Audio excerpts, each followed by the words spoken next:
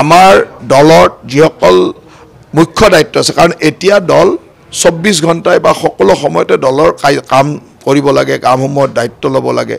সেইকাৰণে আমাৰ দলৰ এটা সিদ্ধান্ত হৈছিলে যে যিকোনো চাকৰি কৰা ব্যক্তি, সি লাগিলে কণ্টেক্সুৱেল চাকৰিয়ে হওক, চৰকাৰৰ চাকৰি কৰা ব্যক্তিয়ে যাতে সভাপতি, সাধাৰণ সম্পাদক এনেকুৱা ধৰণৰ মুখ্য দায়িত্বত নাথাকে।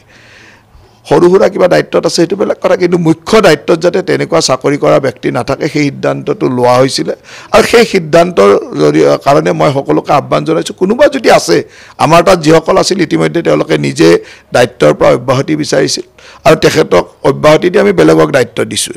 আৰু যদি কোনোবা আছে তেওঁলোকেও জিলা সভাপতিক আবেদন কৰিলে জিলা সভাপতিয়ে এইটো চাই সকলো গোটেই অসমতে কৰা উচিত।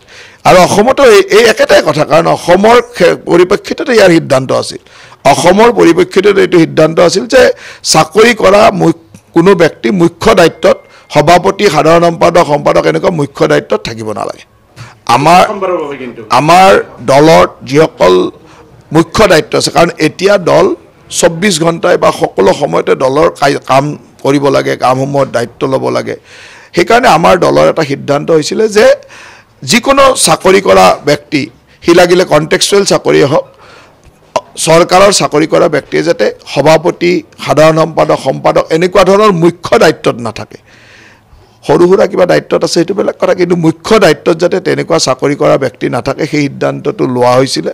আৰু সেই সিদ্ধান্তৰ কাৰণে মই সকলোকে আহ্বান জনাইছোঁ, কোনোবা যদি আছে, আমাৰ তাত যিসকল আছিল ইতিমধ্যে তেওঁলোকে নিজে দায়িত্বৰ পৰা অব্যাহতি বিচাৰিছিল আৰু তেখেতক অব্যাহতি দি আমি বেলেগক দায়িত্ব দিছোঁ।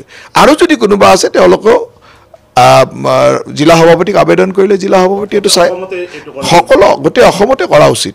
আৰু অসমতো এই একেটাই কথা, কাৰণ অসমৰ পৰিপ্ৰেক্ষিততে ইয়াৰ সিদ্ধান্ত আছিল। অসমৰ পৰিপ্ৰেক্ষিতত এইটো সিদ্ধান্ত আছিল যে চাকৰি কৰা কোনো ব্যক্তি মুখ্য দায়িত্বত, সভাপতি, সাধাৰণ সম্পাদক এনেকুৱা মুখ্য দায়িত্বত থাকিব নালাগে।